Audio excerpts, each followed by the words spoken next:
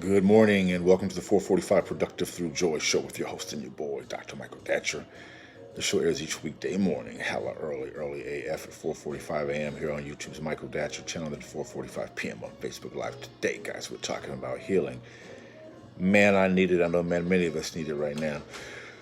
So thanks for being here. If you are new, you can go to productivethroughjoy.com, see about us. We speak to groups, schools, and organizations about being productive through joy. All right. A few words about myself in case you're new to this show.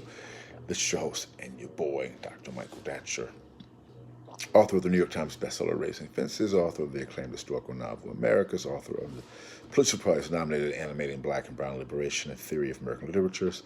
I'm the board president of a great nonprofit here in LA's Crenshaw district known as the World Stage. My educational background is UC Berkeley as an undergrad, master's UCLA, PhD in English Lit from the University of California at Riverside. Guys, I'm an expert at being productive, all right? And I don't say that to brag or boast. I say it because people are oftentimes surprised to hear that level of productivity given my crazy background. I am the product of a young woman who was assaulted at age 16, gave birth to me at 17, and subsequently gave me up for adoption to an amazing single divorcee who at the time, no biological father, no adopted father, less than difficult time. So the young MD at his cool multi famously said, "How you like me now?" And if I can be this productive and be so through joy, I know many people can. So thanks for being here. That really inspires this show because I know it's not where you're from. It's where you're about to go. All right, so let's dive in. As we're talking about healing today, I was thinking about this morning in preparation for the show, you know, because many of us, including myself, come through a very challenging background.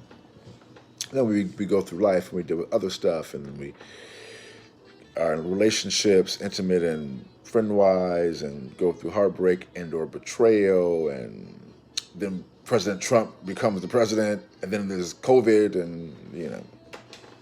and so not only are we dealing with what's happening right now, we're dealing with what's happening right now in the context of our larger trauma.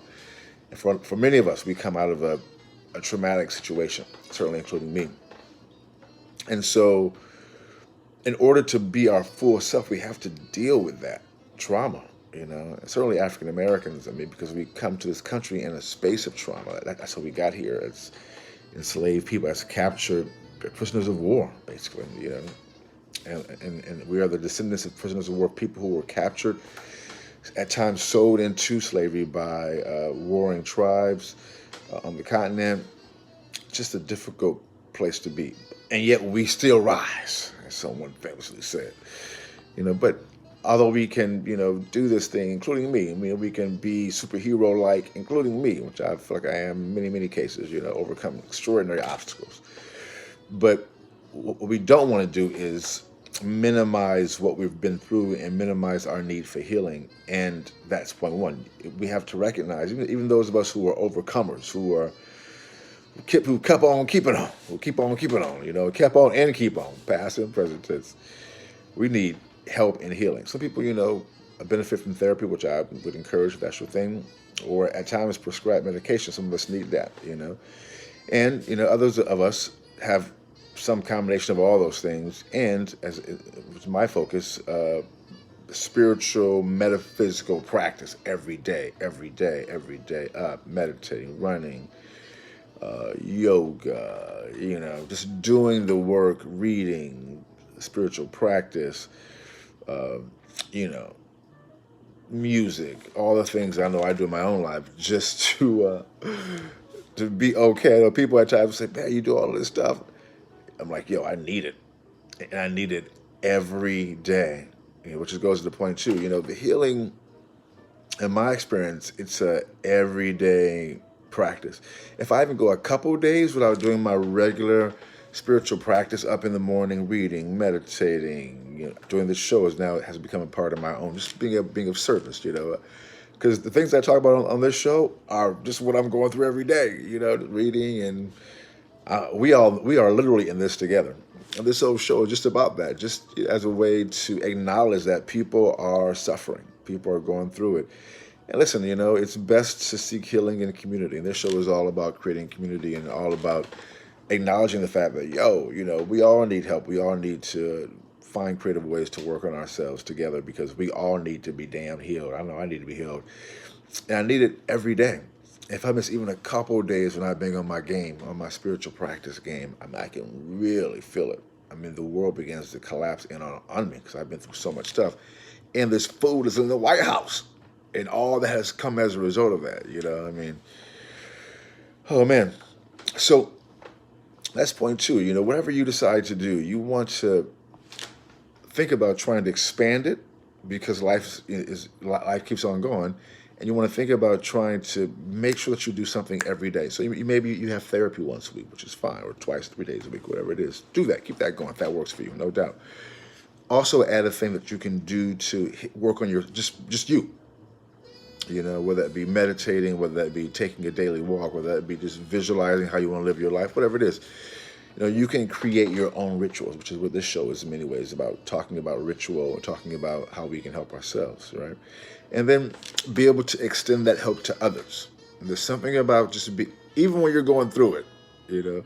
I'll never forget my friend Wheaton when I was going through a very difficult time. Actually, so was he, you know, and he reached out and really helped me. And I saw that.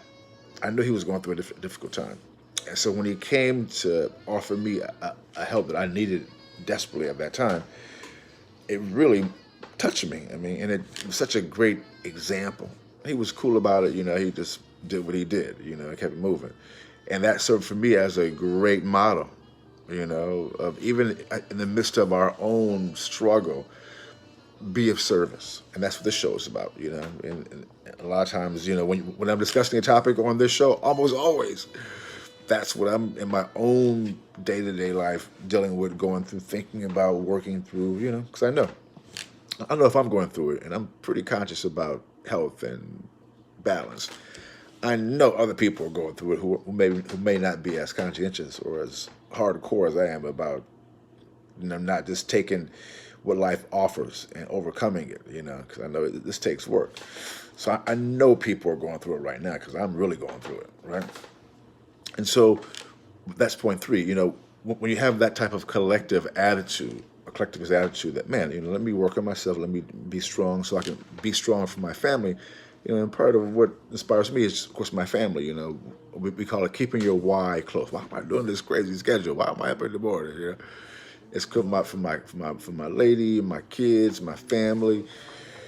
You know, someone's got to be strong, you know, because we know that other people don't always have the infrastructure to handle when things go awry, you know, and so we need to, for those of us who work on it, we can be that stabilizing force. Not that we don't have problems, not that we don't fall, not that we don't slip, not that we don't need to be propped up too, but when that's our attitude, you know what, let me be strong so in case someone around me needs help, I can be at least strong enough to support them. So maybe when I'm down, they can support me. We all can't go down. You know, we got to be able to help each other. We all can't be weak, or we all can't be in crisis all the damn time, because that means that the team can't win. And that's the bottom line. The team, the community, we've got to win, especially now because we are all in such a challenging time in this world, certainly in this country, and definitely in the black community. You know that black folk can track the coronavirus at 2 to 2.5 times greater than the larger white community. That's troubling. It's black people who are catching the most hell in this health crisis as usual, right? And so we can't afford to have the whole community go down. We need to, as a sidebar, wear a damn mask, be smart. Don't believe what this fool says in the White House. Don't believe 50 Cent.